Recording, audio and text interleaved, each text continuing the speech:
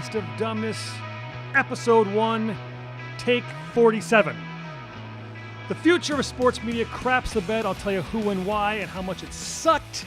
What Bomani Jones told me that all in sports radio need to understand. Two former NFL quarterbacks are asked it's like a joke, right? Two former NFL quarterbacks walk into a bar and talk to another NFL quarterback, and they talk about the greatest quarterback of all time. The answer, who they think may be the greatest quarterback of all time, may surprise you. But first, we start here. Big to-do in Washington, D.C. Bryce Harper, Jonathan Papelbon, teammates on the Washington Nationals, get into a fight, a kerfuffle, if you will. I like the word kerfuffle. In the Washington Nationals dugout after Bryce Harper hits a fly ball. And this is a very convoluted story. Bryce Harper hits a fly ball. He doesn't run it out. Doesn't run hard to first base. You can't do that in baseball, apparently, blah, blah, blah, whatever. And so Papelbon, who Harper had called out in the media earlier in the week, takes exception and yells at him as he's coming to the dugout. Bryce Harper says, "You want to bleep and go now?" Papelbon does not miss a beat and grabs him by the throat, and it's on. And then it's off, and then everyone intercedes and stops the whole thing. But people are crying foul. Everyone goes crazy. Some people, like Keith Law of ESPN, seem to think that you can never put your hands on another human being. It is wrong. It is wrong, I say. I'm not sure if I feel the same way. C.J. Nitkowski, Fox Sports, former Major League Baseball pitcher, also has a really interesting perspective. He wrote a column on it, and here's what he had to say on a podcast called Crying Foul.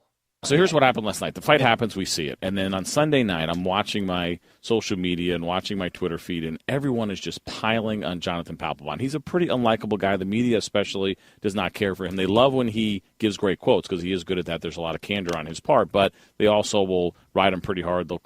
He kind of has that high school jock jerk kind of mentality, and I think that bothers a lot of writers. So I'm watching this. I'm like, well, what's the other side? There's got to be more to the story. Why are we not seeing the entire story? So I started digging in a little bit. I was watching the tape. Wait, CJ, I'm sorry to interrupt you, problem. but how Julie is does it all the time. How is there? You're telling me that in a story there's more than one side?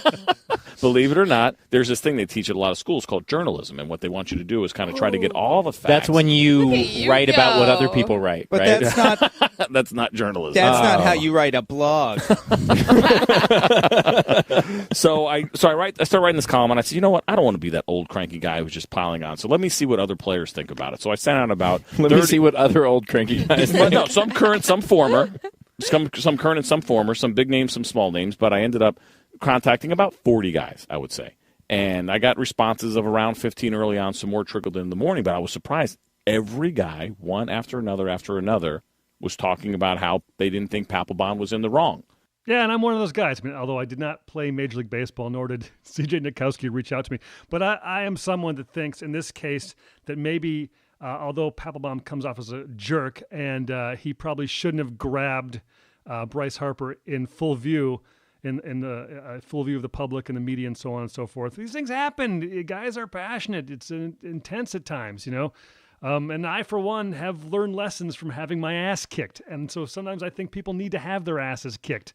I was 19 or 20, dumb punk. And I was some friends invited me to a party, and it was an older party. So there's people in their late 20s, early 30s, and there was I was sitting there drinking beer, and there was a actor type who was talking, and he had affected that kind of Madonna acting type way of speaking, and I was riding him like there was no tomorrow. I was just killing him. Oh, you're talking like this. I mean, to his face, in front of his friends, and it must have gone on for half an hour, 40. I was drunk, so I don't remember. It's 20 some odd years ago, but I'm just killing this guy. Then all of a sudden, I'm on the ground. The three of them have grabbed me and they've thrown me down, but they didn't kick my ass. And frankly, maybe they should have actually, but they didn't. But they held me down and they told me to knock it off, and they weren't going to let me up until I agreed to knock it off. And I had no choice. I had to agree to knock it off. But I learned a lesson there. I learned a lesson that you can't be an arrogant young man around adults and get away with it. So one way or another, you're going to have to learn that lesson.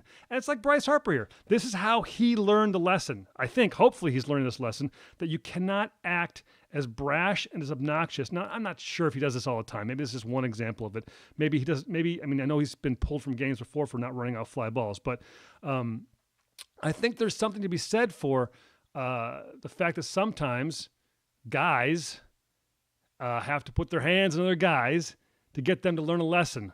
And it's not the worst thing in the world. It's one way to learn to never, ever do that again. Hi there, hello. Bomani Jones is an ESPN personality. He's on the television show Round the Horn. He is on Dan Le Batard's Highly Questionable. He also has an ESPN radio program that was on nights and is now moved 4P to 7P as of this last Monday. From my perspective, he's incredibly smart. He's fun to listen to. I like him. I like how he delivers content because he digs deeper for great conversations. Conversations are important to him. And he was kind enough to join me on my own podcast to kind of preview what his new show and new time slot for radio, ESPN Radio, 4P to 7P Eastern Time, will sound like. And one of the things he focused on was how he covers sports, the perspective he takes in covering sports. Listen in. I just don't think these things are that serious. Like, from the very beginning. I think, like, the biggest danger that we make in sports is that we try to find something important in everything. I teased earlier that people needed to hear what he had to say. Those who work in sports talk radio need to hear what he had to say and need to understand what he's saying, because it's a mindset. If you look at sports as entertainment and you treat it that way, if you present content with a smile on your face, or you burp like that with a smile on your face, you laugh, you have fun, it changes, I think, how you deliver it, and then how the audience hears it, because it seems more fun, and that makes it more fun. And from that, I think you become a more entertaining product for the audience. You can be an intense sports guy if you want to, but to me, that reminds me that you're like intense metal guy. You take the phrase intense sports guy and change it to intense metal guy. So, if you're an intense sports guy, you've painted your basement the team colors. You bleed for your team. You're a fan, and you're a fan every day, day in and day out. Whatever. You're like metal guy who has all the accoutrement, has the long goatee and shaves his head, and has all the earrings and the tattoos and all the T-shirts, Metallica and Anthrax and all this stuff. You know how you look at that guy. Well, that's how the rest of us look at you. So look, here's the thing, okay? This is simple. This is easy. Again, listen to Bomani Jones right here. I just don't think these things are that serious. Like, from the very beginning. I think, like, the biggest danger that we make in sports is that we try to find something important in everything. Laugh. Relax. Have fun. Realize that your audience, although they want passion from you, and passion's important, they're also driving to work or from work, or they just got yelled at by the boss or doing a job they don't like. They want to be entertained. So for God's sakes, dig deeper, do more, add sound, add bells and whistles, speak passionately from your heart, but relax, have fun, entertain us. It's not that difficult. You can do it. We're very proud of you. Is Aaron Rodgers the greatest quarterback of all time? We're taking your calls right now of the Sports Animal 980. Well, that is the question that was asked today on a radio show. And who asked the question and who the question was asked of makes this audio I'm going to play for you here just fantastic. But as a quick side note, I don't think Aaron Rodgers is the greatest quarterback of all time. I could be crazy. I mean, he could be better than Joe Montana or Tom Brady or John Elway. What do I know? I don't know. But I don't think he is. So this is audio from a program called Brock and Salk. It's hosted by Mike Salk, and a former NFL and college quarterback named Brock Hewitt is now an ESPN college football analyst and hosts the show there. I'm being redundant. And the guests were Drew Bledsoe, former NFL quarterback and played for the WSU Cougs. And Damon Heward is the other guest, and Damon is, besides being the color analyst on Huskies broadcast, is a former Dolphins quarterback, I think Patriots as well, and played college football for the Huskies, as did Brock, and they're brothers, unless they're the only. Well, it doesn't matter. So this is Brock Heward asking the question, and then Damon Heward answering first and Drew Bledsoe answering second. The question, I think what's interesting about this is the question first, who's asking it, a former NFL quarterback, which I think tells you what he thinks. He thinks maybe Aaron Rodgers is the greatest quarterback of all time. And then the perspective of two former NFL quarterbacks who have done it, who have been in the, who have, been in the trenches, the pocket, whatever the cliches are, and are seeing a guy do things that they've never seen done before in really incredible manner. It's really great audio and a great job by them. I just don't think these things are that serious. That's Bomani like Jones. From the very beginning. I think That like the is biggest not. danger No. that we make in sports is that we try to find something. I'm going to start again here. Okay, here. Anybody ever played the position as well as Aaron Rodgers right now? God, no. Even at A1 Junior High. That guy is so good. I mean, his quick release, he sees the field. The best in the game, arguably the best ever in some ways, just as far as his mechanics, his arm strength, his athleticism, all the plays that he makes. I mean, I don't know how you stop him unless he's hurt. Drew, you've been around some high level of football. Yeah, I don't think I've ever seen anybody play the position close to as well as Aaron is playing it right now. You know, he just is so precise, so accurate, and he's so accurate from so many different body positions. You know, he can be on the run one way and just spin it across the field. You know, and even the little short throws, you know, to Randall Cobb that end up being touchdowns. You look at how quick from the time that ball is in the receiver's hands. You know, I don't know that anybody's. I mean, even Marino, you know, even Danny, who we all love. I'm not sure the ball came out of his hands as fast as it comes out of Aaron's hands. You know, those little throws look like nothing, but if somebody else is making that pass, it's an extra at least half a second before the ball gets to the receiver's hands, and he doesn't score. But he just, even the little things that he makes look really easy, he's doing at a higher level than I think anybody else has ever done it. Clearly, Aaron Rodgers is a fantastic quarterback. He will likely go down as one of the all-time greats. There's no, I mean, in all likelihood, although, you know, he could step off a curve and get hit by a truck, and then maybe everyone forgets him because he hasn't had enough longevity. I don't know. Look, the guy's amazing. There's no question about it. He can do things that no one else in the NFL can do right now. He may not just be the best NFL quarterback. He might be the best player in the NFL. He might be the best athlete in the entire world right now. It's arguable. But all this next day reaction stuff, we just overreact sometimes. It reminds me of Colin Kaepernick's first game. Now, first off, I'm going to say right now, think about Colin Kaepernick. He threw like for 67 yards and 4 interceptions this weekend. But when he debuted 3-4 years ago, oh my God, ESPN just wet themselves about this guy. Oh, he can run, he can pass, he can do all this and that. He's going to be the greatest of all time. I'm going to say that was hyperbole. Look, and I'm going to say something that just drives stats nerds crazy.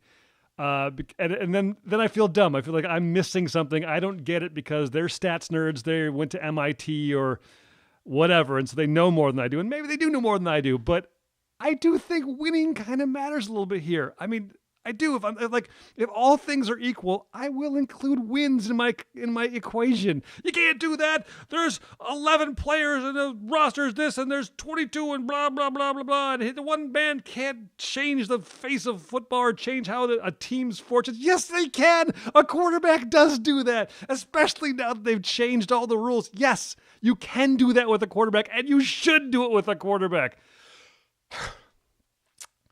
And so here's what I'll say to the stats nerds, okay? I want you to go back for a second, and I'll ask you this, okay?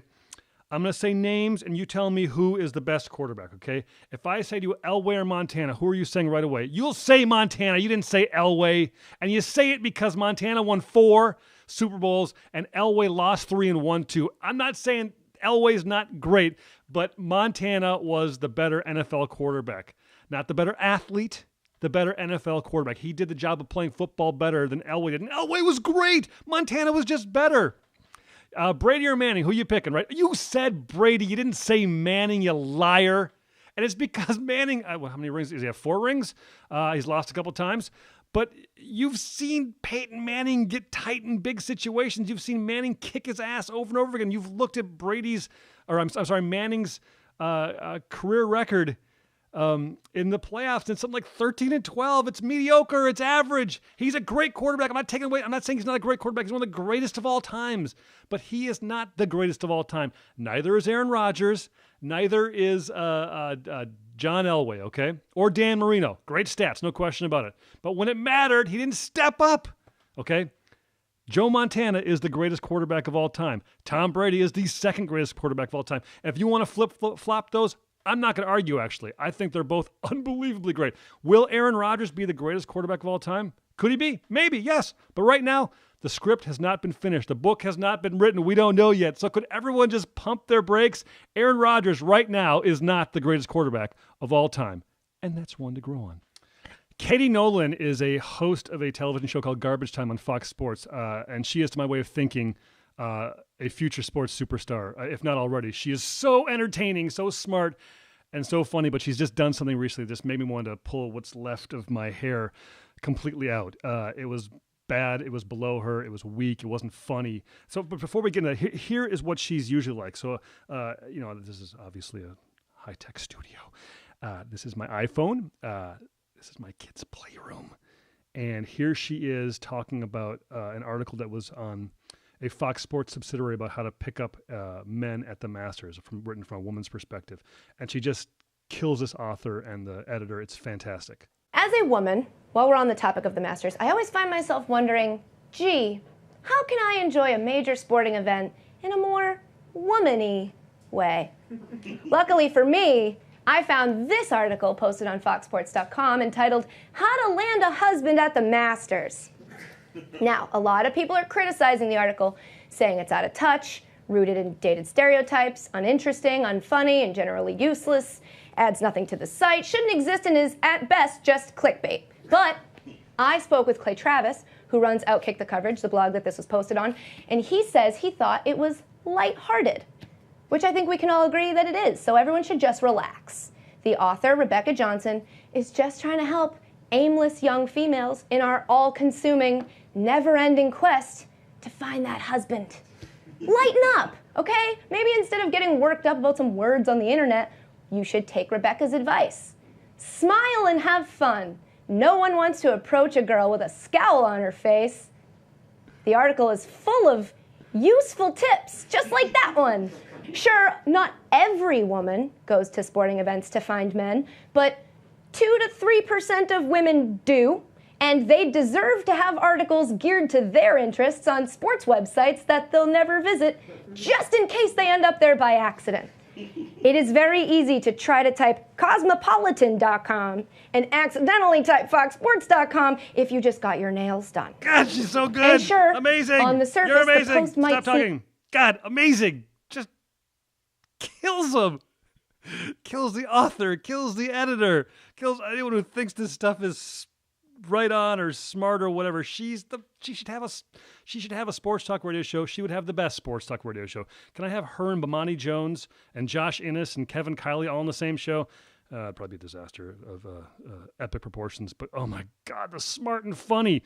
Anyhow, so that is the Katie Nolan that I think is quite possibly the best in the country.